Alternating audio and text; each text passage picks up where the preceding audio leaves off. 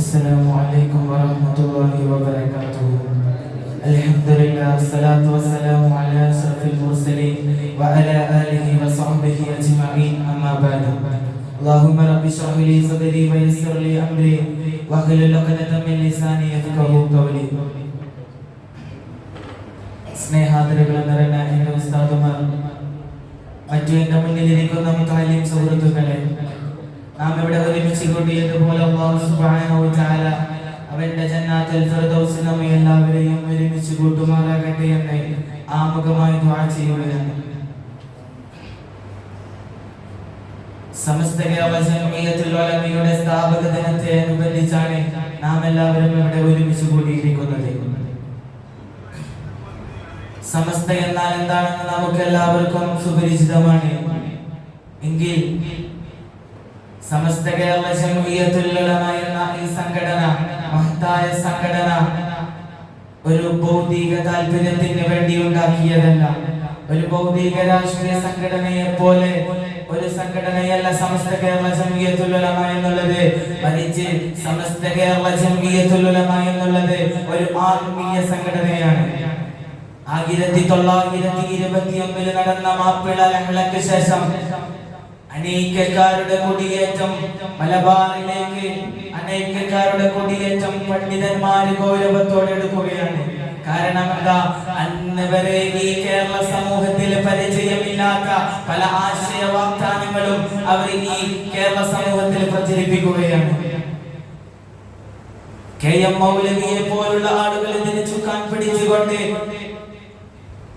അവര് അഖിലുസുന്നത്ത് വൽ ജമാഅത്തിന്റെ ആശയ ആദർശങ്ങളെ കോട്ടം വരുത്തുന്ന രീതിയിൽ ഈ കേരള മുസ്ലിങ്ങളുടെ മുന്നിലേക്ക് പുത്തൻവാദവുമായി നവാഗത ചിന്തകളുമായി വന്നപ്പോൾ അവര് പുതിയ ഒരു സംഘടന രൂപീകരിച്ചുകൊണ്ട് നിഷ്പക്ഷ സംഘം എന്ന പേരിൽ ഒരു പുതിയ സംഘടന വിദഗ്ധ കക്ഷികൾ നിയമിച്ചുകൊണ്ട് അവര് പലവിധ പ്രചരണങ്ങളും ഈ കേരള സമൂഹത്തിൽ പ്രചരിപ്പിക്കുകയാണ്. നാം നബി സല്ലല്ലാഹു അലൈഹി വസല്ലമ തങ്ങളുടെ കാലം മുതലേ നാം അംഗീകരിച്ചു വന്നിരുന്ന അഹ്ലുസുന്നത്ത് വൽ ജമാഅത്തിനെ മാലിക് ബിൻ ദീനാറും കൂട്ടരും ഈ കേരളത്തിലേക്ക് എത്തിച്ചു വെച്ച ആ ആശയ ആദർശങ്ങളെ ശിർക്കാണെന്നും ബിദ്അത്താണെന്നും അവരെ പ്രചരിപ്പിച്ച് നടക്കുകയാണ്. നമ്മുടെ ഖുർആനും സുന്നത്തും അവർ സ്വന്തമായി വ്യാഖ്യാനിക്കുകയും ലോക മുസ്ലിങ്ങൾ മുഴുവനും അംഗീകരിക്കുന്ന 4 മദ്ഹബുകൾ കള്ളമാണെന്ന് പറഞ്ഞുകൊണ്ട് പ്രചരിപ്പിച്ച് നടക്കുകയും നമ്മുടെ മുൻഗാമികളായ നബിമാരുടെ മുഅ്ജിസത്തുകളും ഔലിയാക്കളുടെ കറാമത്തുകളും അവരെ നിഷേധിക്കുകയും ചെയ്തു. എന്തിനേറെ പറയണം, കലിമത്തുൽ തൗഹീദിന്റെ അർത്ഥം പോലും അവർ സ്വന്തമായി വ്യാഖ്യാനിക്കുകയാണ്. അങ്ങനത്തെ ഒരു പ്രതിസന്ധി ഘട്ടം എത്തിയപ്പോൾ അന്നത്തെ കാലത്തെ പണ്ഡിതന്മാര് അത് വല്ലാതെ വിഷമമുണ്ടാക്കി. അങ്ങനെ അവർ തന്നെ പ്രചരിപ്പിക്കുകയാണ്, യഥാർത്ഥ അഹ്ലുസുന്നത്ത് വൽ ജമാഅത്തിന്റെ വക്താക്കൾ ഞങ്ങളാണെന്ന് പറഞ്ഞുകൊണ്ട് കേരളത്തിലെ സമൂഹത്തിലെ അവർ പ്രചരിപ്പിച്ച് നടന്നപ്പോൾ അന്നത്തെ പണ്ഡിതന്മാരെ കോഴിക്കോട് വലിയ ജുമാഅത്ത് പള്ളിയിൽ 1925 ഒരുമിച്ച് കൂടുകയാണ്. അന്നത്തെ ഉലമാക്കളായ പണ്ഡിതന്മാരും സമുദായത്തിലെ നേതാക്കന്മാരും ഒരുമിച്ച് കൂടി ചർച്ച ചെയ്ത് ധാരാളം നേരം ഇരുന്ന് ആലോചിച്ച് ഈ കക്ഷികളെ എങ്ങനെ നേരിടണമെന്ന് ആലോചിച്ചുകൊണ്ട് അവര് ചർച്ച ചെയ്തുകൊണ്ട് തീരുമാനിച്ച് ബേപ്പൂർ ജുമാഅത്ത് പള്ളിയിലെ മുദരിസും വലിയ പണ്ഡിതനും സൂഫിവര്യനുമായിരുന്ന KP മുഹമ്മദ് മീറാൻ മുസ്ലിയാരെ പ്രസിഡന്റാക്കിയും വലിയ സംഘാടകനും വാദവിയുമായിരുന്ന പാറോൽ ഹുസൈൻ മൗലവിയെ സെക്രട്ടറിയുമാക്കിക്കൊണ്ട് 1925 കേരള ജംഇയ്യത്തുൽ ഉലമ എന്ന ഒരു സംഘടനയ്ക്ക് രൂപം നൽകുകയാണ്. സമസ്ത കേരള ജംഇയ്യത്തുൽ ഉലമയുടെ സംസ്ഥാപനത്തിന്റെ ഒരു മുന്നൊരുക്കമായിരുന്നു ആ സംഘടന. അങ്ങനെ അഹ്ലുസുന്നത്ത് വൽ ജമാഅത്തിന്റെ ആശയ ആദർശങ്ങൾക്ക് കോട്ടം വരുത്തിയ ഈ കക്ഷികളെ എങ്ങനെ നേരിടണമെന്ന് ചർച്ച ചെയ്ത് അന്നത്തെ വലിയ പണ്ഡിതനായ പാങ്ങിൽ അഹ്മദ് കുട്ടി മുസ്ലിയാരെ ദൈവത്തിന് വേണ്ടി ഈ ആശയം പ്രചരിപ്പിക്കാൻ വേണ്ടി ധാരാളം പണ്ഡിതന്മാരും ത്യാഗങ്ങൾ ചെയ്യുകയാണ്. അങ്ങനെ ആദ്യമായി തന്നെ പാങ്ങൽ അഹമ്മദ് കുട്ടി മുസ്ലിയാർ തന്റെ ഗുരുവര്യനായ തന്റെ ഉസ്താദായ പതുപ്പറമ്പിലെ ശൈഖ് എന്ന മുഹമ്മദ് കോയക്കുട്ടി മുസ്ലിയാരെ ചെന്ന് കാണുകയാണ്. എന്നിട്ട് തന്റെ ഉസ്താദിനോട് കാര്യഗൗരവം ബോധ്യപ്പെടുത്തുകയാണ്. ഉസ്താദ് അവിടുന്ന് വേണ്ട നിർദ്ദേശങ്ങൾ നൽകുകയാണ്.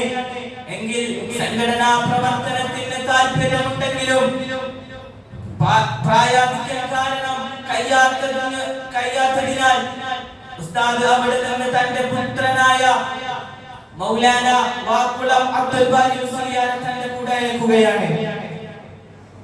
അങ്ങനെ അവിടെ നിന്ന് പാങ്ങിൽ അഹമ്മദ് കുട്ടി മുസ്ലിയാർ പിന്നെ പോയത് അന്നത്തെ വലിയ കുത്തുബും സയ്യിദുമായിരുന്നവരെ കൽബഅലവി മുല്ലക്കോയ തങ്ങളുടെ ചാരത്തേക്കാണ് പോയത്. അവിടെയും ചെന്ന കാര്യത്തിന്റെ ഗൗരവം ബോധ്യപ്പെടുത്തി. എന്നിട്ട് അവരെ ബോധ്യപ്പെടുത്തിയപ്പോൾ വരക്കൽ തങ്ങളെ അവിടെ നിന്ന് അവരെ ആശീർവദിക്കുകയാണ്, വേണ്ട നിർദ്ദേശങ്ങൾ നൽകുകയാണ്. അങ്ങനെ പാങ്ങിൽ അഹമ്മദ് കുട്ടി മുസ്ലിയാരും അബ്ദുൽ ബാരി മുസ്ലിയാരും മുഹമ്മദ് കോയ ഷാലിയാത്തി പനായിക്കുളം അബ്ദുൾ റഹ്മാൻ മുസ്ലിയാർ, മുഹമ്മദ് മീറാൻ മുസ്ലിയാർ, അബ്ദുൽ ഖാദർ ഫൽഫരി എന്ന് തുടങ്ങിയ പ്രഗൽഭരായ പണ്ഡിതന്മാരെ ചർച്ച ചെയ്തുകൊണ്ട് ത്യാഗങ്ങൾ നടത്തിക്കൊണ്ട് പൊതുരംഗത്ത് പ്രത്യക്ഷപ്പെടാതെ ആരാധനാലയങ്ങളും ദർസി അധ്യാപന രംഗത്തും മാത്രം കഴിഞ്ഞുകൂടുന്ന പ്രഗൽഭരായ പണ്ഡിതന്മാരെ ചെന്ന് സന്ദർശിക്കുകയാണ്. അങ്ങനെ അവരെ ചെന്ന് സന്ദർശിച്ചുകൊണ്ട് അവരുടെ കാര്യത്തിന്റെ ഗൗരവം വ്യക്തമാക്കി കൊടുക്കുകയാണ്. അങ്ങനെ പാങ്ങിൽ അഹമ്മദ് കുട്ടി മുസ്ലിയാരും ഉസ്താദിന്റെ കൂടെ ഉള്ള പല പണ്ഡിതന്മാരും ഒത്തുകൂടി ഒരു വർഷത്തെ പ്രജ്ഞ കൊണ്ടും കഠിന അധ്വാനം കൊണ്ടും കേരളത്തിന്റെ വിവിധ ഭാഗങ്ങളിലുള്ള തലയെടുപ്പുള്ള പണ്ഡിതന്മാര് കോഴിക്കോട് ടൗൺ ഹാളിൽ ഒരുമിച്ച് കൂടുകയാണ്. അങ്ങനെയാണ് 1926 ജൂൺ 26 അനിവാര്യതയുടെ സൃഷ്ടിയായ സമസ്ത കേരള ജംഇയ്യത്തുൽ ഉലമ എന്ന മഹത്തായ സംഘടനയ്ക്ക് പിറവി കൊള്ളുന്നത്.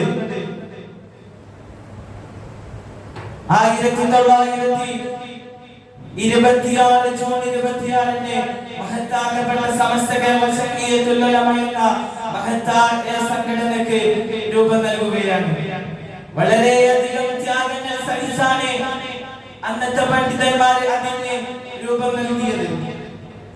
സൂക്ഷ്മശാലികളും അജ്ഞാനികളുമായിരുന്ന സാദാത്തുക്കളും ഉലമാകളും കൊണ്ട് നിറഞ്ഞ ആ സദസ്സിലെ ബാലവീവരക്കൽ മുല്ലക്കോയ തങ്ങളെ പ്രാർത്ഥന കൊണ്ട് തുടങ്ങുകയും തങ്ങളുടെ സഹോദരി പുത്രൻ ഹാഷിം ചെറുകുന്നിക്കോയ തങ്ങളെ ആ സദസ്സിന് അധ്യക്ഷ സ്ഥാനം വഹിക്കുകയും ചെയ്തു.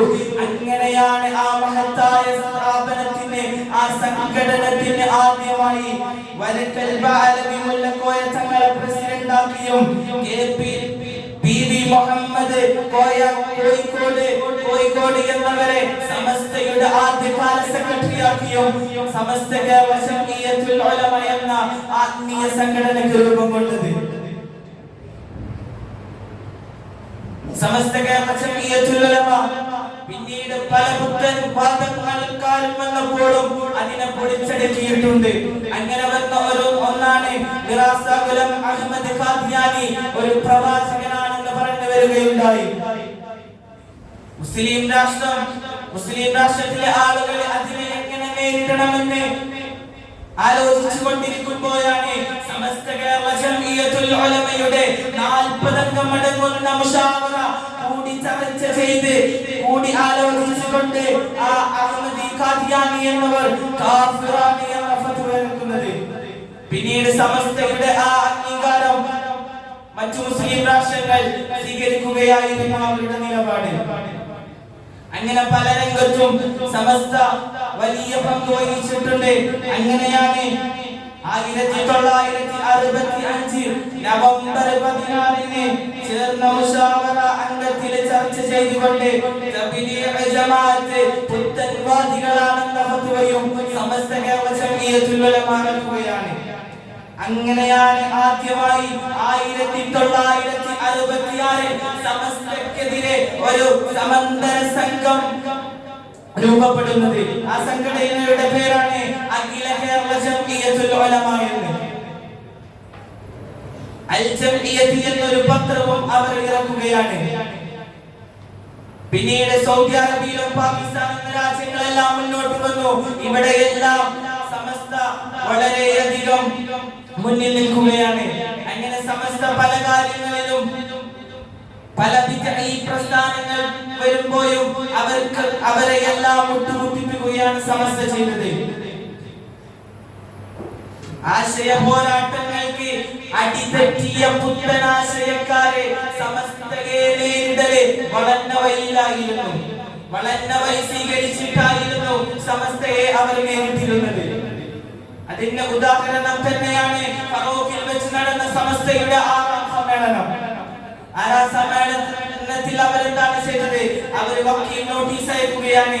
സമസ്തയുടെ അഖില സുന്നത്ത് വൽ ജമാഅത്തിന്റെ ആശയ ആദർശങ്ങൾക്ക് എതിരെ അത് നടക്കരുത് എന്ന ഉദ്ദേശത്തിൽ അന്ന ലക്ഷ്യത്തിൽ അവർ വക്കീൽ നോട്ടീസ് അയച്ചു. പക്ഷേ അത് അവിടെയും വിജയിച്ചത് സത്യമാണ്. പിന്നെയും പുത്തൻവാദികളെ ബിദ്അഈ കക്ഷികളെ സമസ്തക്ക് മുന്നിൽ മുട്ടുകുത്തുകയാണ് ഉണ്ടായത്. ഇന്നേ വരെ സമസ്തക്കെതിരെ ഒരു സംഘടനയും ആരും ഇന്നേ വരെ സമസ്തക്കെതിരെ അതിജീവിച്ചിട്ടില്ല. അതിജീവിക്കാൻ ഇനിയും കഴിയുകയുമില്ല.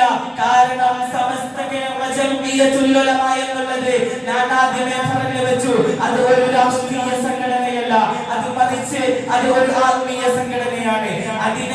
അതിനെ കയ്യിലേറ്റിയത് അല്ലാഹുവിന്റെ ആരിഫീങ്ങളായ അല്ലാഹുവിന്റെ ഔലിയാക്കളായ പണ്ഡിത പ്രഭുക്കളായിരുന്നു.